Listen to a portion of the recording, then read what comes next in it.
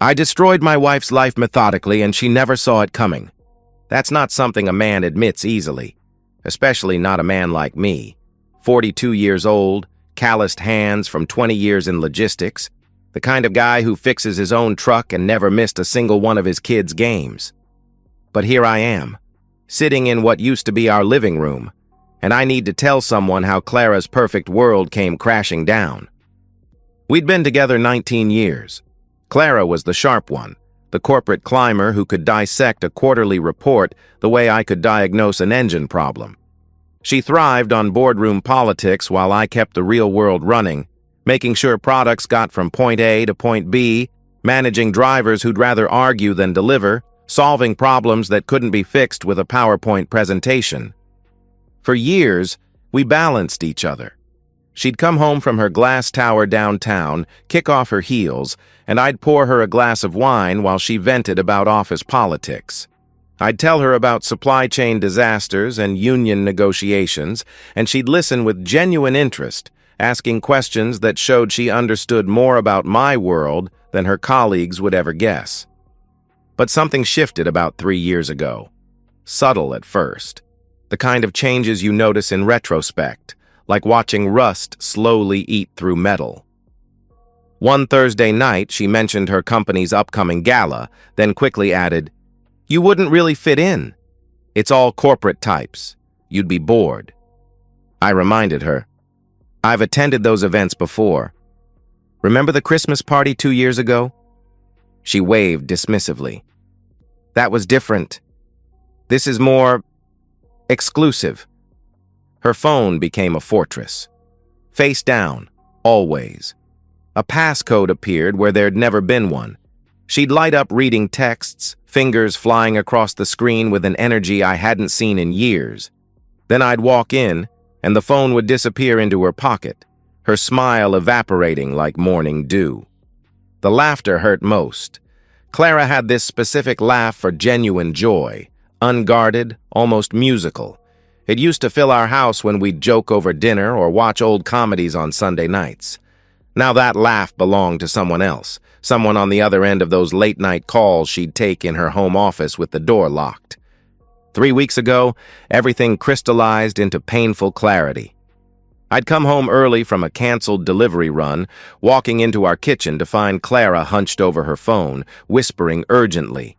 Her whole body was animated in a way I hadn't seen in months, not with me anyway. She was saying, I know. He won't be home until late. We can—" She saw me. The blood drained from her face so fast I thought she might faint. "It's just work," she snapped, recovering with surprising venom. "Don't be so paranoid." I kept my voice level. "Who's working this late?" "My boss needs the Singapore reports by morning. You know how demanding he is." But her eyes wouldn't meet mine. They darted to the phone, to the door, anywhere but my face. Her voice carried a sharp edge of guilt, dressed up as anger, the sound of someone caught. That night, I lay beside her in our king-sized bed, listening to her measured breathing, wondering if she was really asleep or just pretending. My mind churned through every late meeting, every weekend conference, every night she'd been too tired to talk, too stressed to connect. I could have confronted her then, could have demanded answers, started the inevitable fight that would end with either truth or more elaborate lies. But I knew Clara. She was brilliant at corporate warfare, at spinning narratives, at making others doubt their own perceptions. If I was going to do this, I needed ammunition she couldn't deflect. That's when I decided to hire someone who could give me answers Clara never would. The private investigator's office sat above a dry cleaner in a strip mall, exactly the kind of place Clara would never notice. Brandon Keller was a former cop, 15 years on the force before going private. He had the tired eyes of someone who'd seen too many marriages implode. "I need the truth," I told him, sliding Clara's photo across his cluttered desk. "Whatever it is." He studied the photo, then me. "The truth usually hurts. You prepared for that?" I thought about Clara's guilty eyes in our kitchen. The lies hurt worse. Fair enough. It'll be $3,000 for comprehensive surveillance. 2 weeks minimum. Brandon was worth every dollar I'd scraped together from my separate account. Money saved from overtime shifts Clara didn't know about. His first report came within a week, professional and devastating. Tuesday, 4:47 p.m. Subject exited office building with Asian male, approximately 35 to 40 years old. Subjects entered parking garage together. Subject's vehicle remained in garage for 47 minutes. Male's vehicle was parked adjacent. The clinical language somehow made it worse. By the third week, Brandon had established a pattern that turned my suspicions into cold facts. Clara's client dinners were intimate affairs at restaurants I'd never heard of, the kind with dim lighting and wine lists longer than my truck's maintenance manual. Her late meetings corresponded with check-ins at the Marriott downtown. Those weekend conferences she attended, half of them never existed according to her company's actual event schedule that Brandon had somehow obtained. The man had a name, Brian Thompson, business development, her company's rising star. 38, divorced 2 years ago, drove a Tesla, had the kind of easy smile and manicured hands that belonged in Clara's polished world. Each evening, I'd come home to find Clara in our kitchen, preparing dinner or reviewing reports at the breakfast bar. She'd kiss my cheek, ask about my day, complain about her demanding boss and impossible deadlines. All while I knew she'd spent her lunch hour at Brian's apartment. One night, she studied me over her laptop. "You seem different lately. More quiet. Just tired. Peterson's been riding us hard about delivery times." She reached over, touched my hand. "You should take some time off. Maybe we could do a long weekend somewhere?" The irony was suffocating. I knew from Brandon's reports that she had her own weekend planned, with Brian at a bed and breakfast in wine country. "That sounds nice," I managed. "When were you thinking?" "Oh, not for a few weeks. I have that Chicago conference coming up, remember?" I nodded. "Right. The Strategic Planning Summit." Except Brandon had already confirmed no such summit existed. The worst revelation came when Brandon showed me photos from our anniversary weekend last year. I'd understood when Clara said she had to work late both nights. Her company was in merger talks, except she wasn't at the office.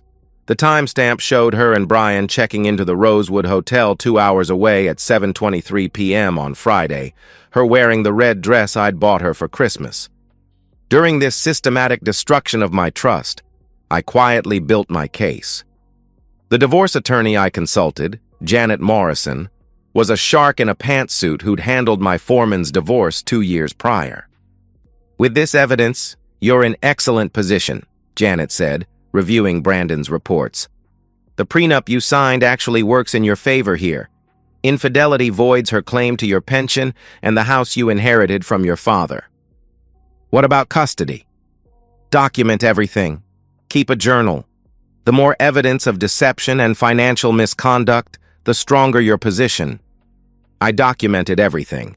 Bank statements showing charges at restaurants during her supposed late meetings at the office, credit card bills for hotels during her supposed business trips, even a receipt for lingerie from La Perla, $200 for something I'd never seen. The hardest part was helping Clara maintain her deception. When she told me about the upcoming conference in Chicago, I helped her pack, even suggested she take an extra day to relax. "You've been so stressed," I said, folding her clothes with steady hands. "Take some time for yourself." She hugged me then, pressing against me with what felt like genuine affection. "You're the best husband anyone could ask for. I don't deserve you." "No," I agreed quietly. "You don't." She pulled back, laughing. "So modest." Brandon's investigation was nearly complete. 1 more week of surveillance, he said, and I'd have everything needed for an airtight case. When he handed me that final envelope, he said something that chilled me. "This is worse than you thought it would be." Brandon's final report was a masterpiece of devastating thoroughness. 3 years, not 6 months, Not a momentary lapse in judgment, but 3 calculated years of systematic deception. The envelope contained everything: photographs, credit card records, hotel reservations, even text message logs that Brandon had obtained through legal channels I didn't want to know about. Brian Thompson had been part of Clara's life since the Denver conference 3 years ago, the one where she'd called me excitedly about a promotion opportunity that never materialized.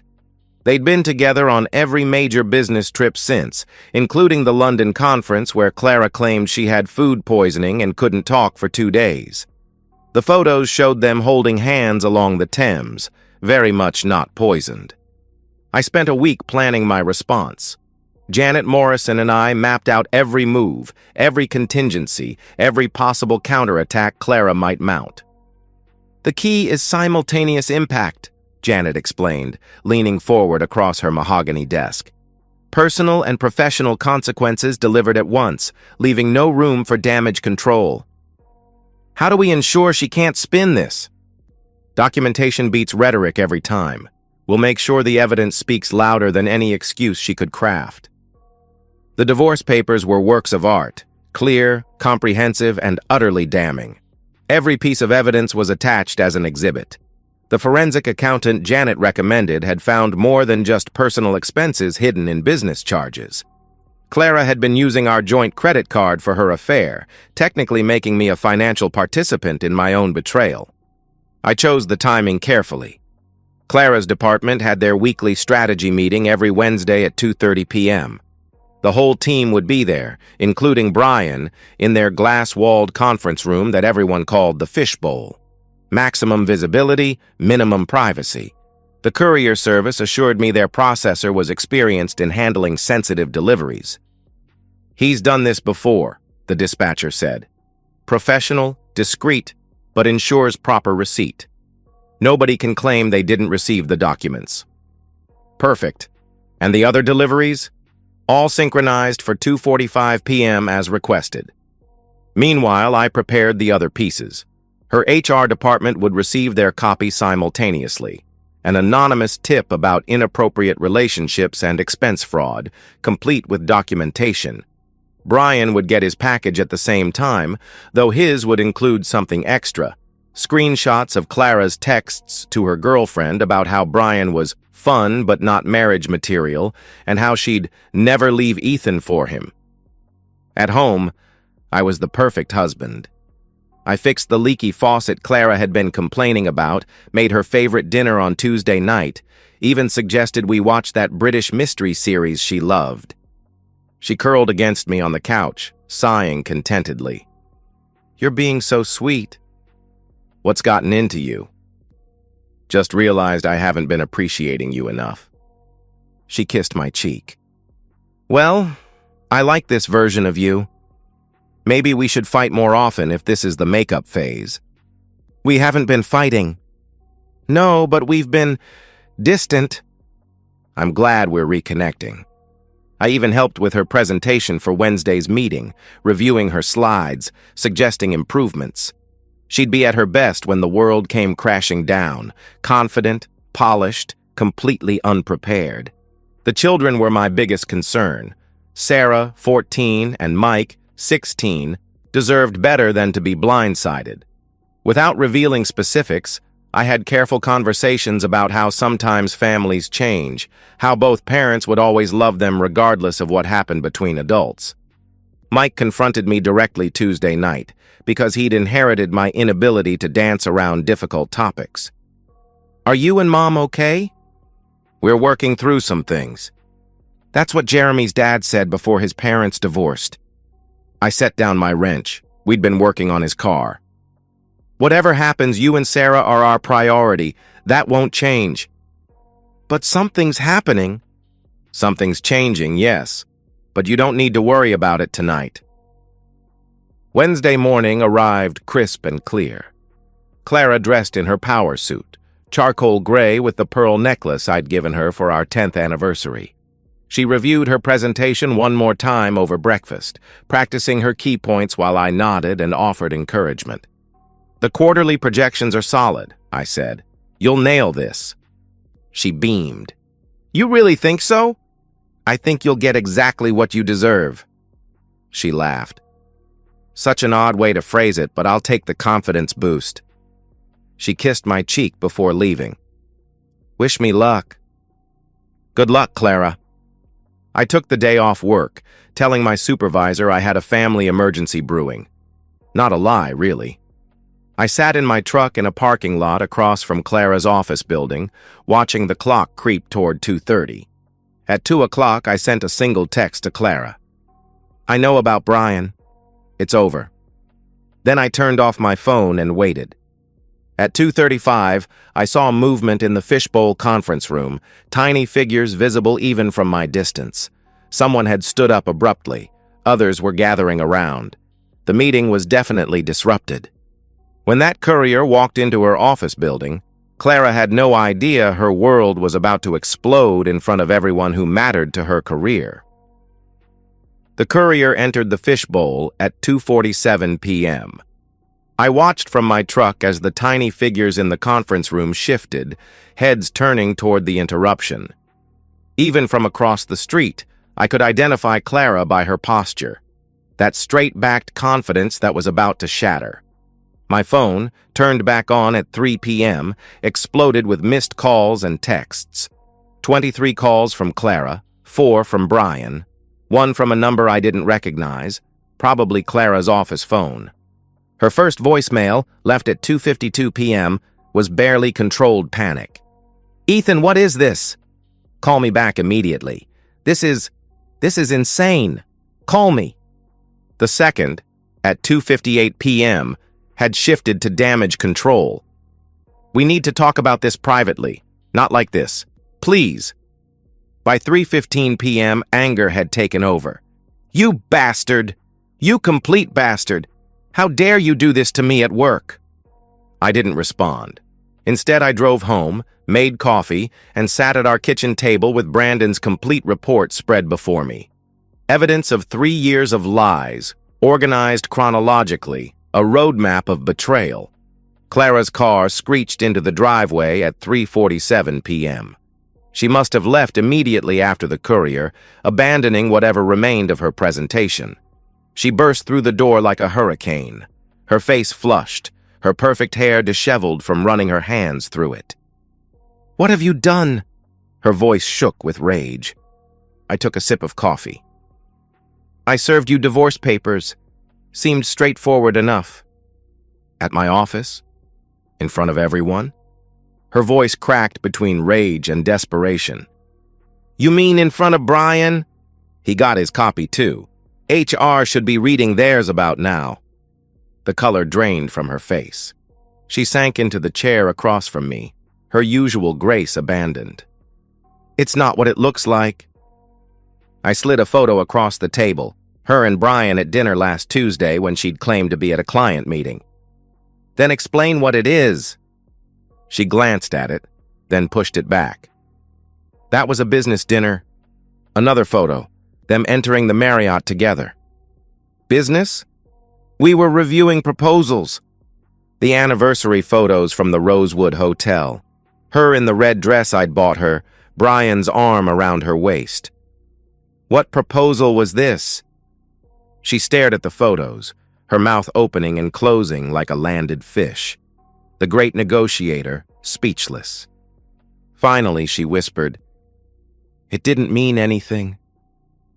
It was just, I was lonely.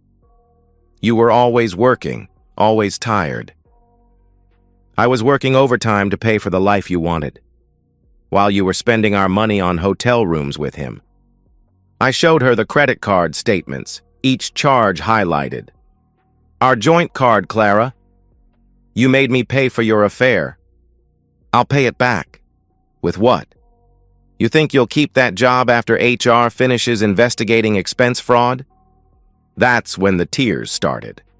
Clara, who hadn't cried when her father died, who prided herself on professional composure, broke down completely. Through her sobs, she pleaded, Please, think about the kids, our family. We can get counseling. I'll end it with Brian. I'll quit my job if that's what you want. You planned a vacation with him next month. On our anniversary weekend. Again. She flinched like I'd slapped her. 3 years, Clara. You chose him over us for 3 years. Every lie, every late meeting, every weekend conference that didn't exist, you chose him. She stood up, suddenly defensive. I chose you. I stayed with you. I never planned to leave. Because I provided stability while he provided excitement. I was your safety net while he was your adventure. Well, congratulations. Now you get to see how exciting life is without the net. She moved toward the living room, then spun back, anger replacing desperation. You think you're so clever? You think you've won? I'll fight this. I'll claim you were abusive, controlling. Go ahead. But first, you should know that Brian's married.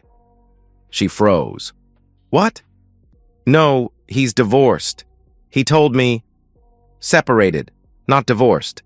His wife got her own package today with everything, including the texts where you called Sharon from accounting a bitter cow who needs to get laid. Clara went completely silent. She understood now. This wasn't just divorce. This was scorched earth. You've destroyed everything. Her voice was barely a whisper. No, you destroyed everything. I just documented it. She sank onto the couch, staring at nothing. My job is over. They have 3 years of expense fraud, 3 years of using company resources for personal activities, 3 years of violating their ethics policy. The kids will hate me. The kids will know the truth. What they do with it is their choice. She looked at me then, really looked at me for the first time in years. You planned all this, every detail. I had 3 weeks while you were busy with Brian. Plenty of time to think. When I told her about the HR report, she went completely silent. And that's when I knew she finally understood that this wasn't just a divorce. This was justice. The call from Clara's company came Thursday morning at 9:17 a.m. She was in the shower, probably trying to wash away yesterday's catastrophe. I answered her phone. This is Martin from HR. Ms. Patterson needs to report to Human Resources immediately upon arrival. I'll let her know, I said, already knowing how that meeting would end. Clara emerged from the bedroom in her best suit, full armor for corporate combat. Don't wait up. I'll be dealing with this mess you created all day. I shrugged. It's your mess, Clara. I just exposed it. By noon, she was home, carrying a banker's box of personal items. 15 years with the company ended in a morning. Her face was a mask of shock. She set the box down heavily. They had everything, every receipt, every hotel charge on the corporate card, every sick day that matched Brian's travel schedule. They knew about London, Denver, even the client dinner I expensed when I was actually... She stopped herself. With Brian. Yes, they knew. She collapsed onto the couch. He threw me under the bus, told them I pursued him, that he tried to end it multiple times, that I threatened his position if he didn't comply. You picked a real winner. His wife was there, in HR. They brought her in to verify timeline details. Clara's voice was hollow. She's pregnant. 6 months. The next days brought systematic destruction. Clara's company not only fired her, but marked her file for gross misconduct, the kind of scarlet letter that follows you in corporate circles. Her carefully cultivated network evaporated overnight. LinkedIn connections disappeared. Recruiters who'd courted her for years wouldn't return calls. Brian kept his job, barely. Transferred to the Seattle office, demoted to senior analyst. His wife, armed with the evidence I'd provided, filed for divorce immediately. He blocked Clara's number, pretended she'd never existed. The man she'd risked everything for became a ghost. Our kids found out despite our attempts at damage control. Mike overheard Clara crying on the phone to her sister, piecing together enough to confront her directly at dinner Sunday night. Were you cheating on Dad? Clara's silence was answer enough. Sarah's voice was small. For how long? Clara started. It's complicated. 3 years. The trips, the late meetings, the conferences. Most of them were lies. Mike stood up from the table, his chair scraping against the floor. All those times you missed my games for work? Clara reached for him. Mike, please. He pulled away. I hate you. Then walked to his room. He hasn't spoken to her since. Sarah lasted 2 more days before breaking. She'd found Clara's laptop open to apartment listings, studio apartments in the sketchy part of town, the only thing Clara could afford without a job. You're really leaving? Clara, still trying to spin reality, said, Dad's making me... Sarah interrupted. No, you left already. You've been leaving for years. Dad's just making it official. The divorce proceeded with mechanical efficiency. Clara's attorney, a public defender since she couldn't afford private counsel, advised her to accept my terms. The evidence was overwhelming, the prenup ironclad. I got primary custody, the house, my pension intact. Clara got $40,000 in savings and her car. She found a job eventually, assistant manager at a retail chain, making 1/3 of her previous salary. The woman who once presented to CEOs now handles customer complaints and schedules part-time workers. Moving day was yesterday. I watched her load boxes into a rented truck, her designer clothes looking absurd against the U-Haul's dirty interior. Brian had sent movers for his wife. Clara had only her sister, who glared at me like I was the villain in this story. Clara paused at the truck. Was it worth it? Destroying my life like this? You destroyed your own life. I just refuse to let you destroy mine too. Her eyes filled with tears. I loved you. No, you loved having me. There's a difference. She climbed into the truck without another word. As it disappeared around the corner, I realized I felt something I hadn't experienced in years. Peace. 3 months have passed since Clara's U-Haul turned the corner. The house feels different now, lighter, like opening windows after a storm. Her absence isn't an empty space, it's room to breathe. Mike started joining me in the garage on weekends. We're rebuilding a 1972 Chevelle. His choice, not mine. Yesterday, he asked me to teach him how to check a car's fluids. I want to know real stuff, not just app notifications. We don't talk about his mother during these sessions, but sometimes I catch him glancing at the kitchen door, like he's expecting her to walk in with lemonade and false concern. Sarah's adjusting differently. She redecorated Clara's old home office, turning it into an art studio. The walls that once held Clara's achievement awards now display Sarah's paintings, violent abstracts that her therapist says are processing tools. Last week she asked, "Did you ever love Mom?" I loved who I thought she was, but that person might never have existed. She considered this. That's sad. Yes, it is. Clara lives 40 minutes away in a 2-bedroom apartment above a bakery. She gets the kids alternate weekends, though Mike often finds excuses not to go. Last Sunday was her birthday. Sarah went. Mike didn't. Sarah said they ordered Chinese takeout and watched Netflix. No Brian, no romance, just Clara alone with the consequences of her choices. She still sends emails sometimes, usually late at night when the wine hits. They range from accusatory to pleading, sometimes both in the same message. I don't respond anymore. Janet Morrison, my attorney, files them away in case we need them. The corporate world Clara loved so much has memory. She applied for 17 positions last month. I know because a friend in HR at one company told me. Her reputation precedes her now. The executive who expensed affair hotels, who got caught and fired for misconduct. She's radioactive in the circles that once celebrated her. Brian Thompson remarried last month, a woman from his Seattle office, according to LinkedIn. 24 years old, fresh from MBA school. Clara found out through Instagram. She called me crying that night, drunk and incoherent. "You ruined my only chance at happiness." I hung up and blocked her number. Work hasn't changed much for me. Same trucks, same routes, same problems to solve. But I come home to truth now. No more wondering where Clara really is. No more pretending not to notice lipstick shades I didn't recognize. No more lying awake beside someone who was thinking of someone else. The Chevelle runs now.